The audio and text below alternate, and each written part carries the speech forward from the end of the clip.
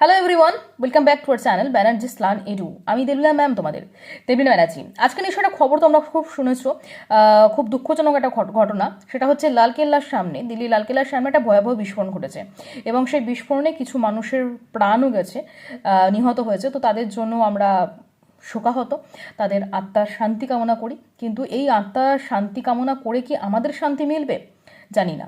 তবে রিসেন্টলি পাওয়া খবরে পাকিস্তান থেকে পাকিস্তানের এয়ারলাইনে নোটাম জারি করেছে। তোমরা কি কেউ জানো নোটাম কি? আমি বলছি, নোটাম হচ্ছে যে রাস্তা, মানে যে এয়ারলাইনে নোটাম জারি করা হবে সেইখানে কোনো রকম প্লেন উড়বে না যতক্ষণ নোটাম জারি থাকবে।